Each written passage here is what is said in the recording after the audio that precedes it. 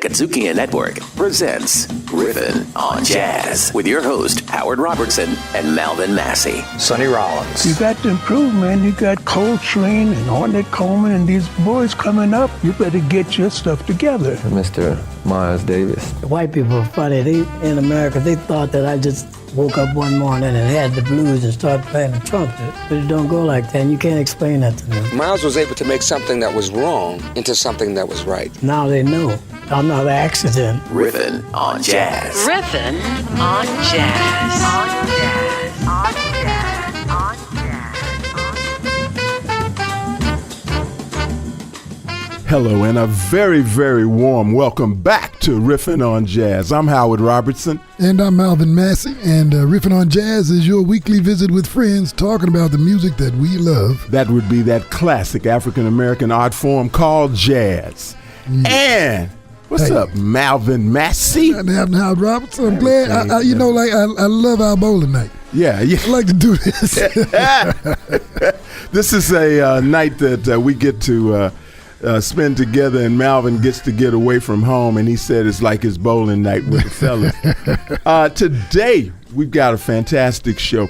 We have, again, the segment known as Kings of the Keys, Part 3, The Cool Kids. Yeah. The Cool Kids. You know, from the beginning, when we were talking about doing this Kings of the Keys, the first time, we were like, okay, how are we going to include all of these cats? Because there's so many of them. So we've already gone through 12. Yeah. And here comes 6 more. 6 more, and we call it the Cool Kids because these are the players of cool jazz and post-bop that we had not talked about before.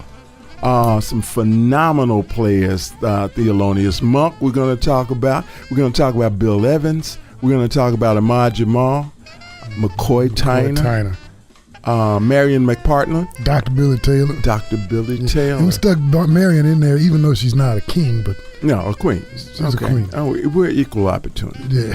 We are equal opportunity around here. But these are purveyors of what it was came to be known as cool jazz. Yeah. And it was post-bop, and you had the explanation on that. Well, everybody, Dizzy and those guys had to go fast. They started bebop because they were running out of gigs, because Glenn Miller and those guys were taking their gigs.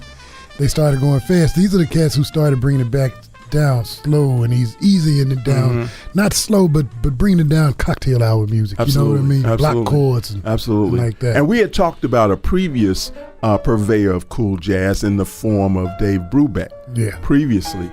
But these are some of his contemporaries and some of his friends and others who helped make it the art form that it became. Pull it in. It's cool jazz, West Coast cool, East Coast cool. Absolutely. And nobody did it better than perhaps one of the coolest guys ever, Thelonious Sphere Monk.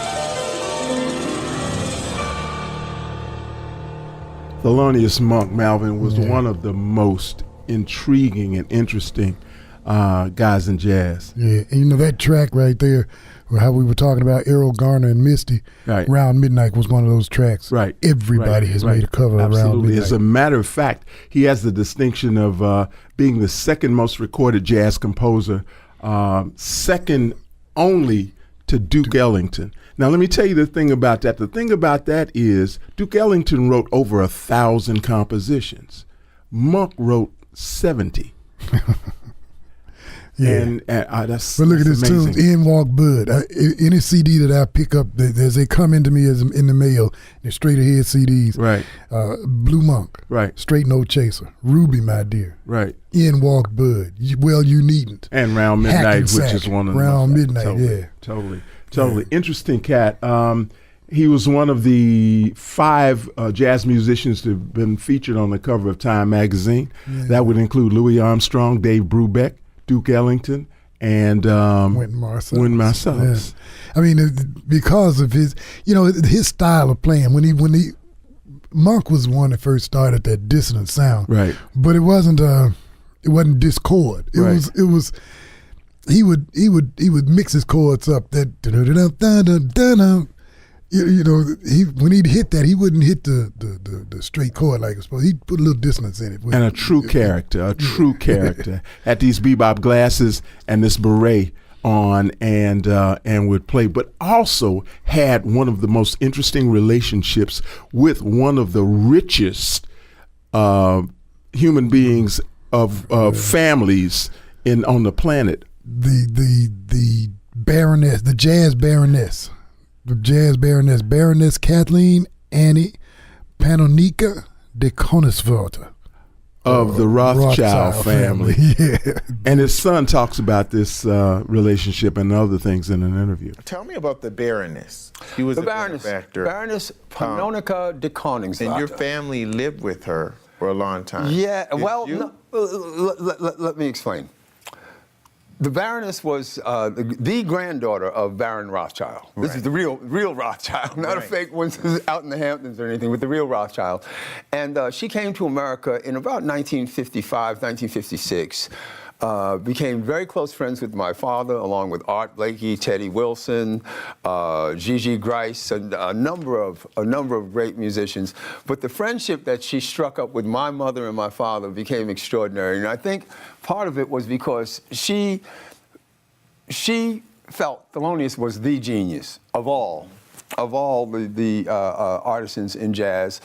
And I think she realized early on that my mother had 2 kids, and she had this guy, Thelonious Monk, who was a real package to handle, and she and my mother became best friends.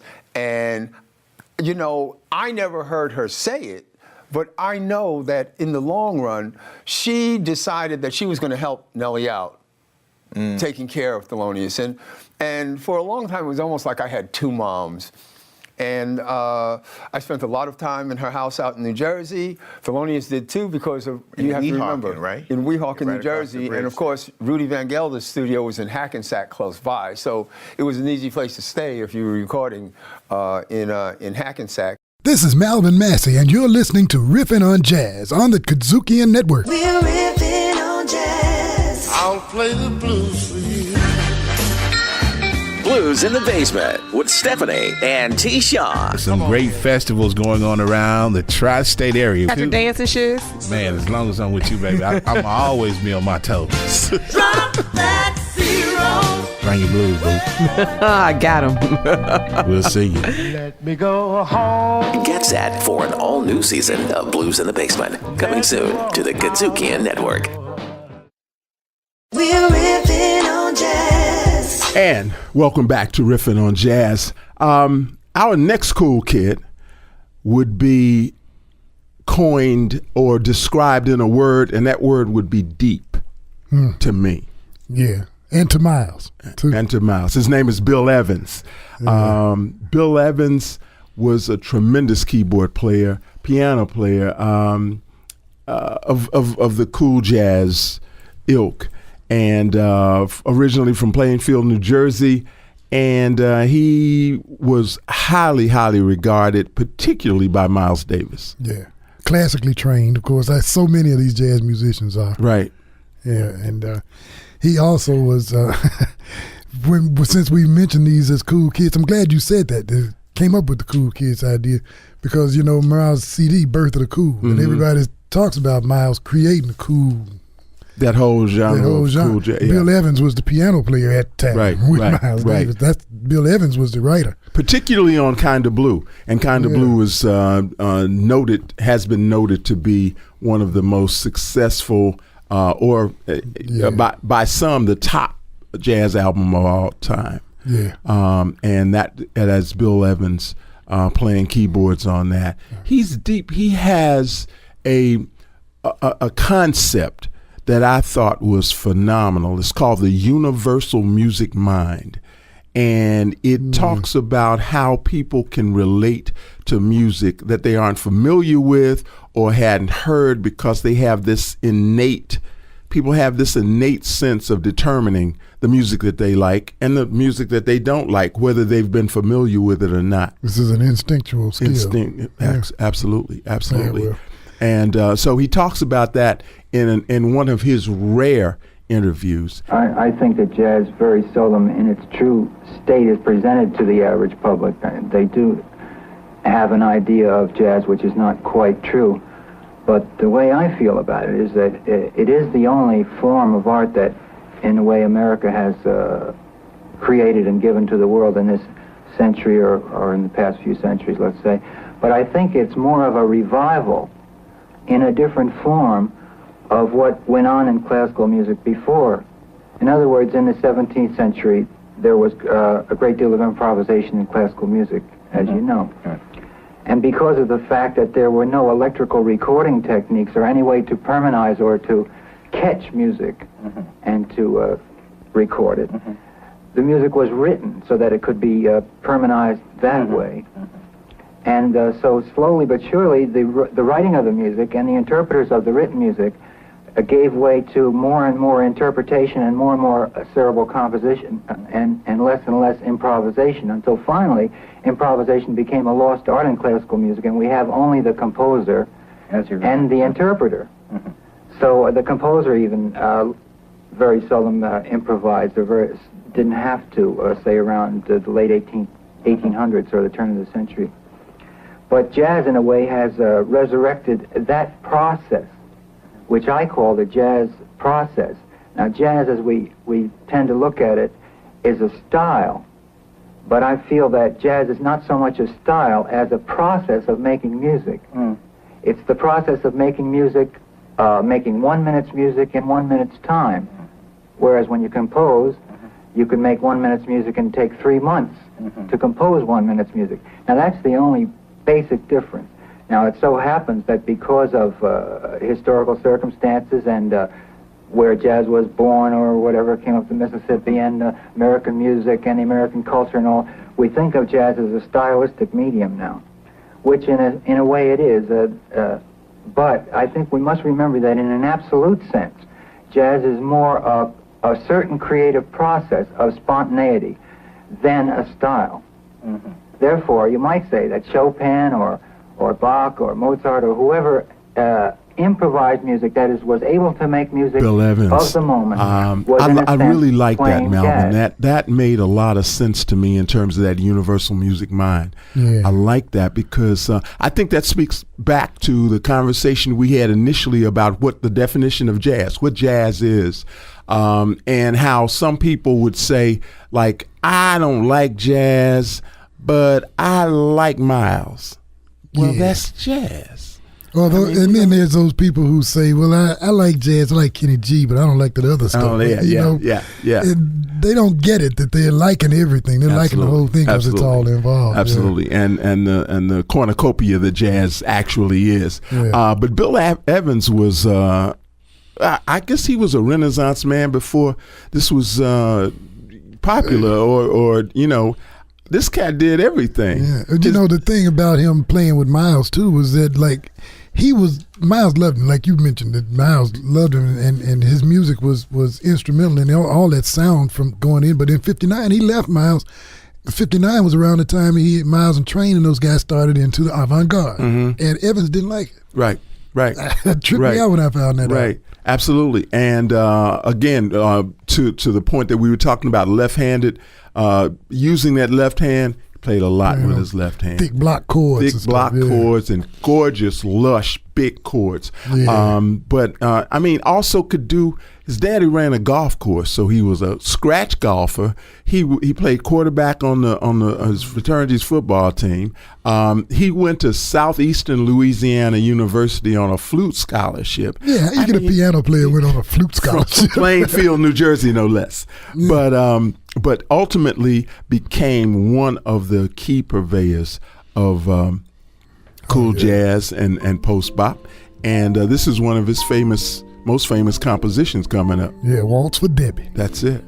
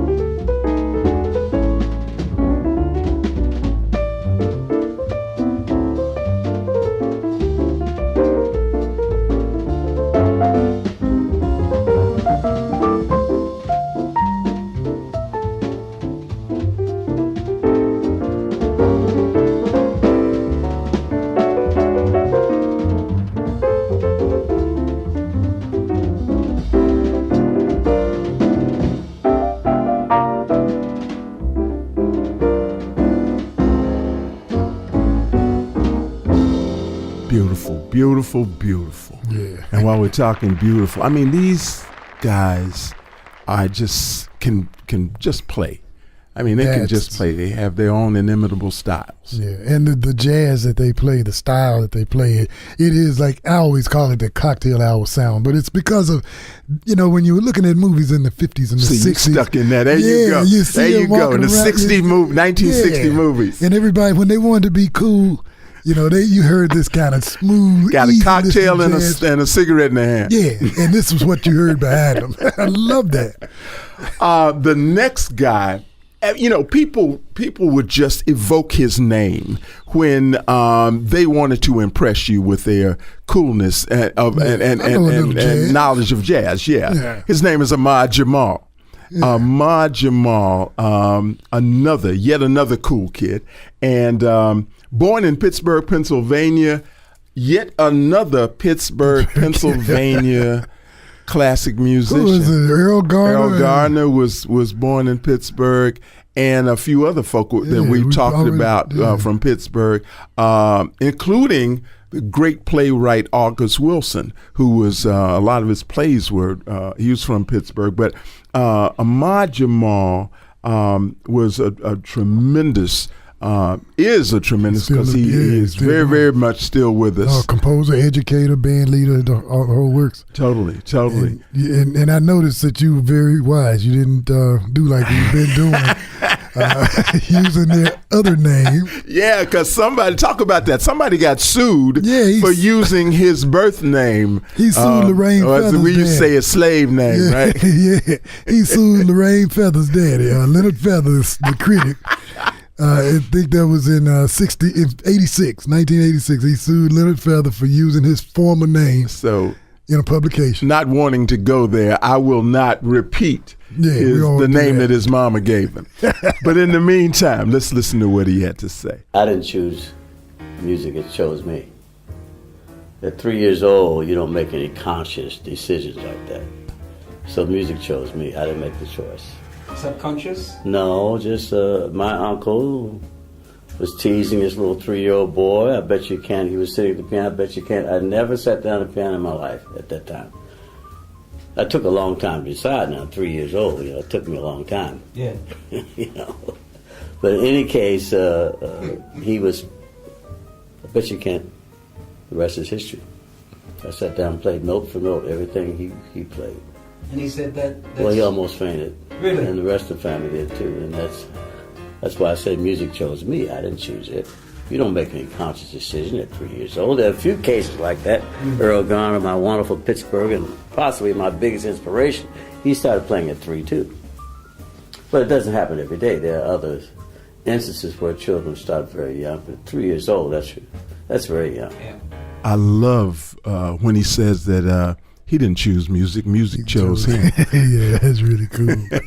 He was 3 years old, as he said, and challenged by his uncle to play something, and he did it note for note. His uncle played too, right? Yeah. Mm-hmm. And he did it note for note.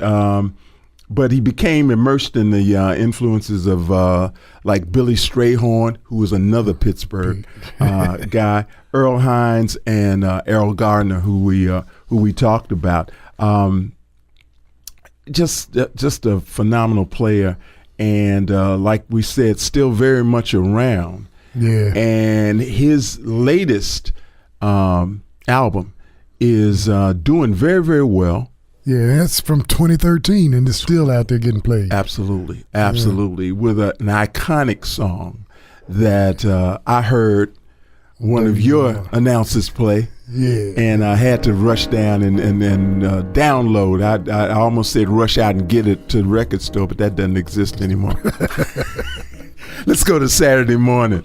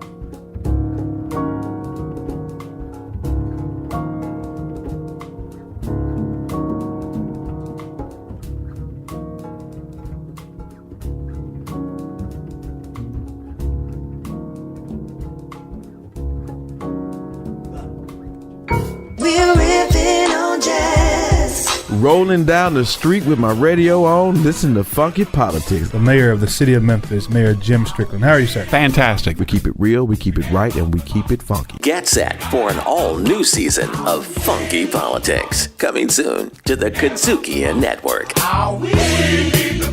R&R on sports. Artivism. Best in blue. Funky politics. Blues in the basement. Neighborhood Connect. Riffin' on jazz. On the Kazukian Network. We're riffing on jazz. Back to Riffing on Jazz. Now, Malvin, we go back to the state of Pennsylvania. But this time, it's the other side of the state. We go to Philadelphia. You know what they say about Pennsylvania, right? They said you got Pittsburgh on one end, you got Philly on the other end, and you got Alabama in between. And Billy was from there too. Speaking of people, Billie Holiday was from Philly. From Philly as well. Other end of the state, and we are talking about Alfred McCoy Tyner. Yeah, McCoy Tyner, fantastic musician. One of the slickest piano players ever, as far as gigging. You were at the GPAC when he came to Memphis.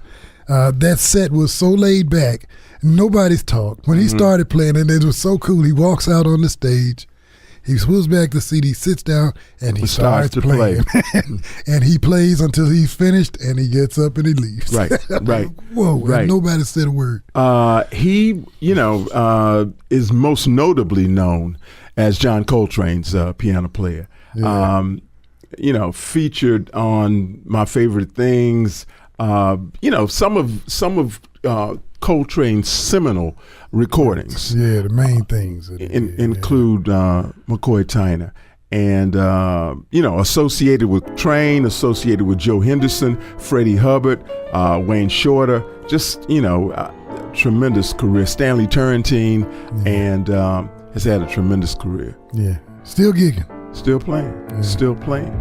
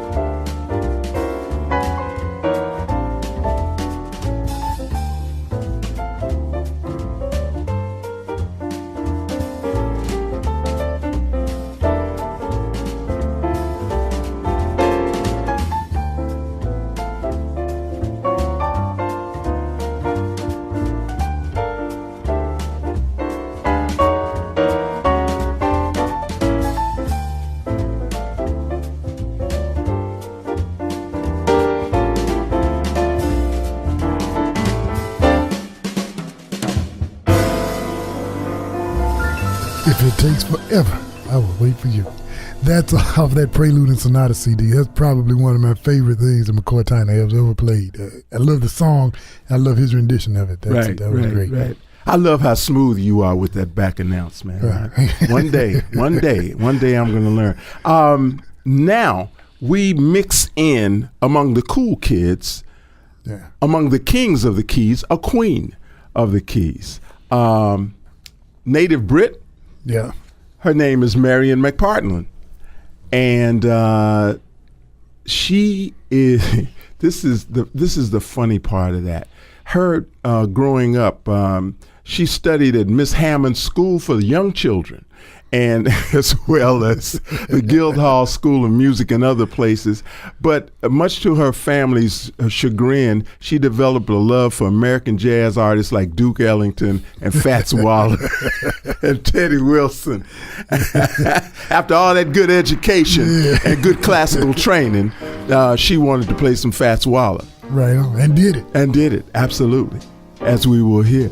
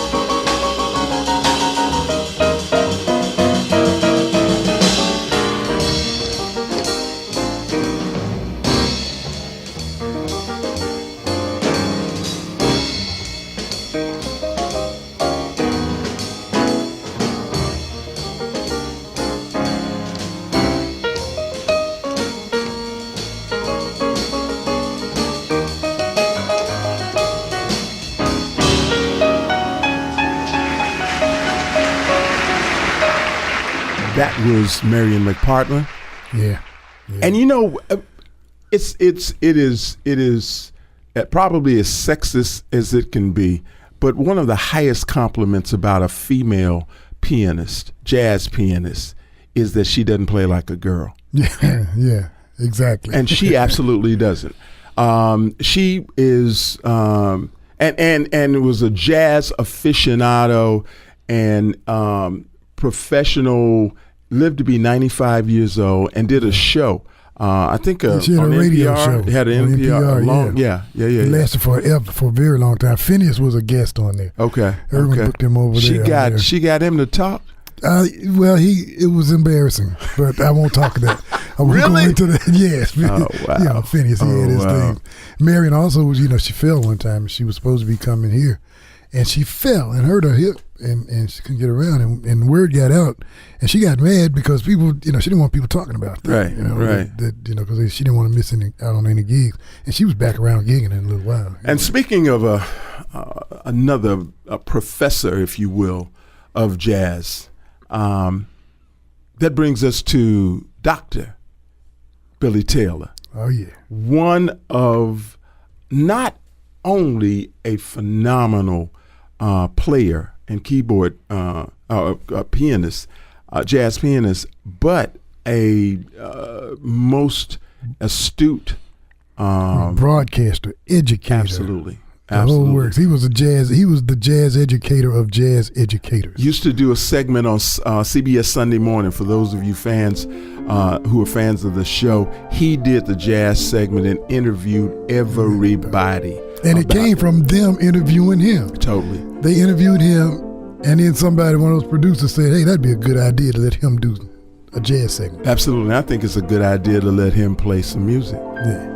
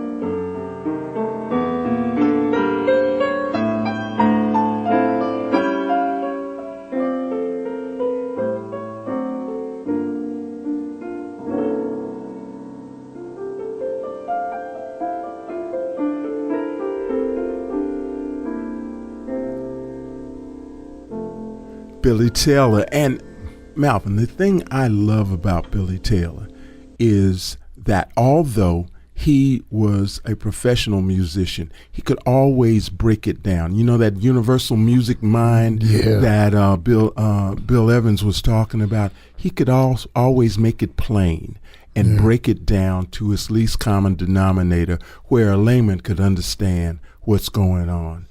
He was really an educator all along. Totally, and this is how he did it relative to improvisation. People that I know who are jazz artists always say, you know what bothers me? It is this notion that all we do is improvise, and nobody tends to appreciate, you know, that the serious sense of structure that's there, and how much work goes into creating that. What are the cliches that Well, that are overworked? one of the major cliches is that it just the muse strikes, bang. I mean, lightning comes down, and you all of a sudden you can just, ideas flow.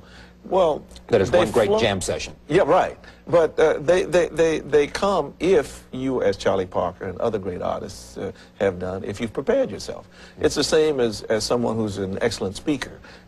In order to communicate with words, that person has to know how to put those words together, not just in sentences, but in meaningful phrases that will capture some image or make you or me feel something. This is what great jazz musicians do. And in doing that, they take all of the elements of the music. I mean, I sometimes take my own music when I demonstrate this to people who are not musicians. Dr. Billy Taylor.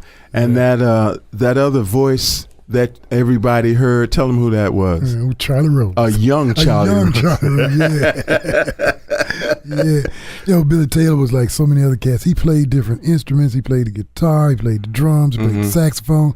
He liked piano the best. Family was musical people.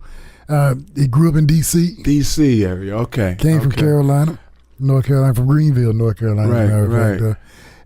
You know, and he took classical piano lessons with Henry Grant. This was a cat who had taught Duke Ellington. Okay. You know, imagine that. A generation earlier. Oh, my goodness. I love the relationships. I love the connections. The connections that we see between, in terms of, it could be something as simple as influences, but I love those kind of connections. The other thing that he was versatile. He could play gospel, too. Oh, yeah. Just like he was raised in the Greater Triple Rock Missionary Baptist Church. He wrote, "I Wish I Knew How It Felt to Be Free," that made popular by Nina Simone.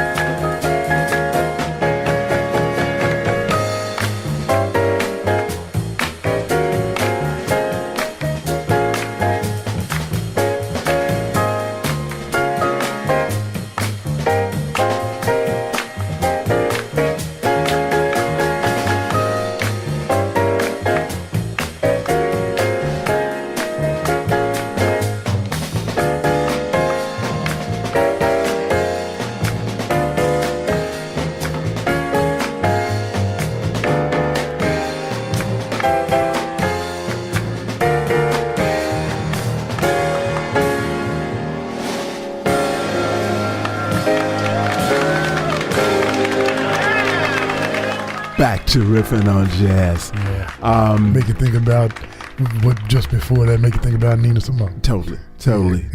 It's good to know who writes and who wrote some of these songs, some of this music that we have heard all our lives and whatnot, and who knew that that was Billy Taylor. Kings of the Keys, Part 3. The Cool Kids. It's been fantastic. We've had an opportunity to talk about a lot of players, quite a few players that we had never talked about before. And maybe we ought to break it. I don't know. We could do a segment for it because there are so many still going on. This guy's even right now. It's guys like Cyrus Chestnut, Joe McBride. Absolutely. Why not? There's all these young guys that are coming around now because these cats are still, even though a couple of them are still gigging, these cats are getting on up in age. And there are some cats who have started a whole new movement of music going on right now, and I think we need to talk about them some too. Yeah. Maybe. Yeah. I mean, it's no limit to what we can do. I mean, that's the cool thing about doing this thing, man. I know. It's wide open. We can do, and we're old enough. I mean, people know that we ain't supposed to be wrapped real tight at this age and stage of life, so we can do anything we want to do. As long as it stays within the FCC guidelines, anyway. Yes, as long as we don't cuss. But Thelonious Monk, Bill Evans, Ahmad Jamal, McCoy Tyner, Marion McPartland, and Billy Taylor, the Cool Kids. And we're going to go out with a standard, that, most everybody has heard. A lot of people don't know the name of it. The name of it is Poinciana. And it is one of the classic jazz standards. And my friend, it has been fantastic being with you again here on Riffin' on Jazz. Oh, it's always a blast, Howard. It's always a blast, man. We really want you to be regular listeners of Riffin' on Jazz. So why not go to Facebook and check us out there? Yeah, and you can also use your audio-on-demand devices, podcast provider, and you can check us out on Kazukian Network. Tell everybody you know we're Riffin' on Jazz. Yeah. Riffin' on Jazz. Executive produced by Kazukian. Co-host by Howard Robertson and Malvin Massey Jr. Music curation by Howard and Malvin. And recorded at Kazukian Studios. Riffin' on Jazz. Part of the Kazukian Network.